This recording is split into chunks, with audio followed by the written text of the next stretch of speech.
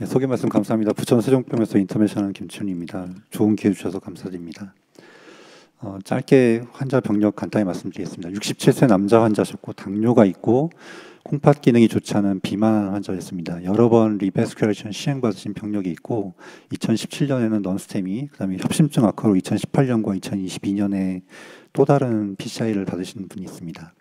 제가 한 3년 정도 환자를 보고 있는데 저번 4월에 이제 증상이 나빠졌다 해서 오셨습니다. 조금만 걸어도 숨이 차고 식은땀이 난다라고 하셔서 일단 워크업을 좀 진행해주자 입원하셨고요. 심장 초음파는 특별한 건 없었습니다. 환자 병력을 좀 말씀드린 게 환자 이해에 좀 도움이 되어서 앞에 좀 말씀드립니다.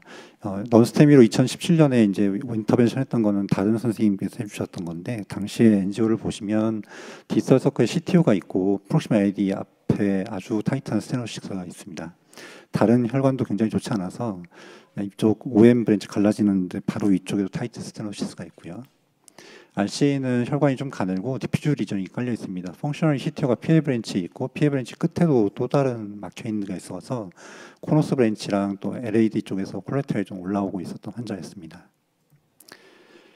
당연히 캐비지를 우선해서 고민을 해보셨을 법하지만 당시에 이제 이러저러한 사정으로 스텐트 시술을 시행하셨던 걸로 보입니다. 당시에 이제 RCA를 먼저 하셨고 CTO를 하듯이 PL을 하고 이쪽 열어놓은 다음에 2.0 볼론, 2.5mm 볼론 이게 시퀀셜하게 한 다음에 오시로 스텐트를 2개를 쓰셨습니다. 2.5, 40, 2.75에 40. 그래서 또 2.75 시퀀트 프리 벌룬을 이용해 가지고 어정티브 벌룬을 시행했고요. 마지막 사진 찍은 거 보면 그럭저럭 모양이 괜찮습니다. 롱 스텐트가 되었고 아래는 벌룬으로 커버했습니다. 입원 중에 한 4일 정도 지나서 다시 통증이 있다 해서 리룩시이즈를 시행했고 디스탈 RCA의 다이섹션이 약간 좀 더 나빠진 소견을 확인해 가지고 또 다른 스텐트 하나 됐고 갭이 약간 남았습니다. 파이널 샷이고 이렇게 마무리를 했습니다. 같은 세션에서 왼쪽도 덤비셨던 걸로 보이고 디스탈 서클 CTO에 먼저 도전해 보셨던 걸로 보입니다. 안테그레이드 와이어링을 시도했지만 여의치 않았고 레트로그레이드 어프로치를 위해서 여러 번 노력하셨고 아이부스도 보셨지만 결국 한 40여 분 정도 트라이 하다가 결국 심플하게 그냥 LAD랑 그다음에 서큐트 OM에 스텐트를 하나 대고 시술을 정리하셨습니다. 한 1년 반 정도 있다 다시 협심증이 나빠져가지고 다시 다이고널 브랜치에 DB에다가 베일아웃 스텐팅을 하셨고요. 제가 맡아보기 시작한 게 이때부터인데 협심증이 나빠졌다 해서 다시 오셨고 사진을 찍었을 때 다른 것은 거의 변화가 없었습니다. 근데 이제 LAD가 좋지 않아서 FFR 가이드로 먼저 PCI를 시행했었습니다. 근데 이제 하다가 갭이 좀 남아가지고 결국 OCT까지 보고 0.83 FFR 만들어 놓고 끝냈었던 환자입니다. 당시에 경제적 사정이 좋지 않았기 때문에 OCT를 본 것 때문에 굉장히 환자가 컴플레인 많이 하셨고 라포를 쌌는데 굉장히 좀 고생했던 환자였습니다. 3년 전에 다시 RCA를 찍었을 때 당시에 이제 ISR이 좀 두 군데 프로미넌트하게 보였던 게 있고 각도를 좀 돌려서 찍어보면 여기서 보는 각도만큼 심하진 않은데 FFR 했을 때 0.91 그다음에 델타는 0.05 정도여서 좀 지켜보자 하고 정리를 했었습니다. 이번에 와서 다시 NGO 찍었고 왼쪽은 특별히 문제 삼을 만한 건 없었다고 생각했습니다. 중간에 마이코아드 브릿지가 있지만 이거 가지고 증상을 설명하겠나 싶어서 오른쪽을 다시 봤고 오른쪽을 보면 일견 봐서는 달라진 거 없지 않나 싶었는데 다시 눈을 크게 뜨고 보니까 미드 RCA가 좀 이전보다는 타이트하게 진행했습니다. 이거 하나 가지고 이틀 사이에 나빠진 증상을 설명하기는 좀 어렵다고 생각했지만 인터벤션 해드린 게 좋겠다라고 생각을 해서 덤볐고요. 제일 처음에는 그냥 유주얼하게 생각해서 그냥 진행하자고 했습니다. 벌룬을 하고 어차피 넓힐 거면 2.75, 2.75 써가지고 넓히자. 아이부스나 이런 OCT나 다 볼만한 상황이 아니셨기 때문에 그냥 컨벤셔널하게 진행을 한다고 했고 열심히 벌룬 한다고 했습니다만 여기 덜펴진 데가 남습니다. 사진을 찍어보면 만족스럽지 않고 계속 언더 익스펜션이 상당히 많이 남아 있습니다. 그래서 될 때까지 계속 거의 한 40여 차례를 NC 벌룬을 이용해서 벌룬을 했고요. 다시 봤지만 더 모양이 나빠지고 더 두드러지게 덜 펴진 게 남습니다. 한 단계 더 쓴 풍선을 꺼내가지고 열심히 또 해봤지만 모래시계처럼 남는 게 조금 펴지는가 싶었지만 모양이 영 부실한 거는 똑같았습니다. 레디얼 어프로치 프렌치 가이딩 써가지고 진행을 했었고 인트라베스큘러 이미징을 이때라도 보면 어떨까 싶었지만 주저하는 바가 있어서 1.5mm 버로 일단 크랙이라도 내고 갈아보자 최대한 그래서 했지만 약간 걸리는 게 있었지만 이게 제대로 갈고 내려가는 느낌은 별로 받지 못했고 직후에 사진 찍어보면 큰 변화는 없습니다. 그래서 NC로 좀 더 다졌지만 NC 벌론이 터져버렸고 모양은 크게 변화가 없었습니다. 그래서 결국 아이부스를 꺼냈고요. 이 두 군데 가장 문제가 되었던 곳을 보면 중간 부위에 열심히 넓혔던 데는 MLD 거의 3 이상을 확보할 수 있었지만 이쪽은 거의 훨씬 못 미칩니다. 스탠스 스트럿이 거의 MLD 1 조금 넘는 정도에서 단단하게 자리 잡고 있는 것을 볼 수 있고 네오아테로스크로시스 동반해가지고 덜 펴진 부위도 상당히 남아 있습니다. 1.5버가 지나갔음에도 불구하고 어블레이션 하기는 어려웠던 환자라고 생각했습니다. 앞에 아이부스 파인딩을 참고해서 최소한 2mm 버는 사용을 해야겠다 생각을 해서 피모랄로 옮겼고 8프렌치 가이딩 꺼내가지고 아주 조심해서 넘어가는 걸 시도했습니다. 앞에서부터 걸리기 시작했고 중간과 아랫부분 두 개 타겟 리전을 한 번에 다 갈기는 어려워서 엔트랩먼트에 유의하면서 정말 조심해서 갈고 갈았습니다. 그래서 8번에 걸쳐서 어떻게든 했고요. 앞에가 훨씬 더 힘들었고 아래쪽은 2번 정도 가는 거에 있어서 아주 잘 넘어갈 수 있었습니다. 어려움 없이 잘 통과했다고 생각했지만 아이부스 보면 딱 그 2mm 버 간 정도만의 룸앤 게인이 있었고요. 그리고 위에 쪽도 마찬가지입니다. 모양은 여전히 좋지 않았고 벌룬 3.0mm 꺼냈지만 좀 잘 늘어나지 않은 부위가 좀 남아 있습니다. 스텐트 넘기다가 아직 갈리지 않는 부위에 걸리면 그건 또 디제스터이기 때문에 도트카테터 가이질러 이용해가지고 스텐트를 넘기고 좀 더 큰 사이즈 스텐트 3.0, 3.5 이용해가지고 꺼냈고요.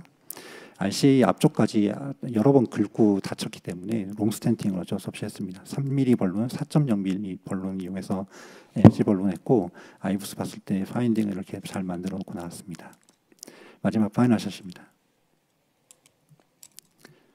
그래서 정리하자면 그냥 유주얼한 프랙티스대로 그냥 열심히 넓혀보자는 마인드로 스탠드 대고 아이부스 안 보고 벌룬 열심히 했지만 결국 페일에서 로타 오블레이션까지 한 환자이죠. 그래서 정리해보면 좀 좋지 않은 환자 케이스를 들고 와서 죄송한데 아이부스 이미지를 좀 보고 제대로 플랜을 짜고 제대로 접근했으면 좀 환자도 고생을 덜하고 저도 좀 덜 고생했을 텐데 그냥 덤볐다가 환자 프로시저 길어지고 경제적으로 좀 더 손해를 본 그런 케이스였습니다. 스텐트 어블레이션은 제가 실제로 해본 건 이번이 처음 케이스였는데 꽤 많은 도움이 될 수 있는 케이스가 있을 것 같습니다. 특히 이 환자 같은 경우에 작은 베슬이었고 롱 리전이었고 작은 스텐트 썼던 거에 ISI였고 그래서 한꺼번에 갈아서 없애고 그걸 치료할 수 있는 방법으로 로테이션 아테로토미가 좀 도움이 될 수 있겠다 생각을 했습니다. 많은 경우 갈는 것만으로는 끝낼 수 없고 DCB를 쓰거나 리스텐팅을 해야 됩니다. 이분 같은 경우에서는 앞에서부터 열심히 갈아서 스텐트를 최대한 날린 다음에 새로운 스텐트를 깔았지만 어쩔 수 없이 스텐트가 세겹이 된 부위가 조금씩은 남아 있을 거라서 롱텀 아웃컴이 좋지는 않을 거로 생각이 됩니다. 67세 남자고 당뇨가 있고 비만이고 처음부터 멀티베슬 유지자였기 때문에 캐비지 옵션을 처음부터 고민을 했었던 게 맞는 환자인데 이 환자의 여정을 생각해 보면 거의 9년 사이에 큰 돈 써가면서 4번의 이제 인터벤션을 한 셈이 되죠. 이번에 시술이 마지막이 되길 바라지만 이후에 재발하면 캐비지 옵션도 고민해봐야겠다 이렇게 생각하고 정리했습니다. 감사합니다. 네, 선생님 힘든 케이스 잘 하셨습니다. 잘하신 것 같습니다. 혹시 뭐 질문 코멘트 부탁드립니다. 후에 환자분 증상 어떤 임프루먼트 있으셨나요? 어떠신지? 제가 개인적으로 플라스테보로 생각하는데 아주 좋아지셔가지고요. 네, 등산도 다니고 하십니다.